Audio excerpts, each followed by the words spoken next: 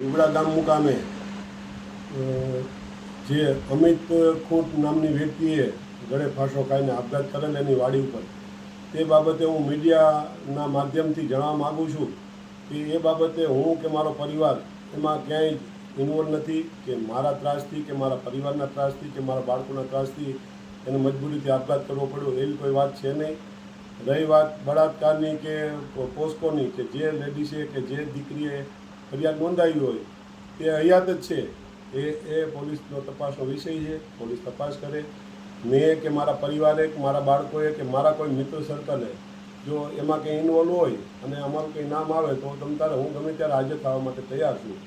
પરંતુ આ આખું કાવતરું જયરાજનું છે, ગોંડલના માજી ધારાસભ્યનું, અને એ અમને મારા પરિવારને ગમે એ રીતે એન કેન પ્રકારે હેરાન કરવા માટેનું આ એક કાવતરું છે. કારણ કે જે સુસાઇડ નોટ મળી આવેલ છે મરનારની, એ સુસાઇડ નોટમાં ઘણા બધા ચેડા કરેલા છે, ઘણા બધા પાનામાં ફેરફાર છે.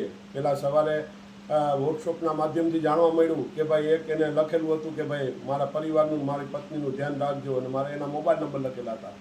બાદમાં જ્યારે જયરાજ રીબડામાં એનું થયો હાજર અને જ્યારે એની વાડી ઉપર ગયો ત્યારે એ બધા ભેગા મળી, ગોવિંદ સરપરિયા એ બધા ભેગા મળી અને ચર્ચા વિચારણા કરવામાં આવી અને પછી સુસાઇડ નોટ લખવામાં આવી. અને એ સુસાઇડ નોટમાં ચર્ચા કરી મારા દીકરા રાજદીપનું નામ ઇન્વોલ્વ કરવા માટે આ સ્પેશિયલ કાવતરું રચવામાં આવેલ છે, જે હું આ મીડિયાના મારફતે લોકોને જણાવવા માગું છું.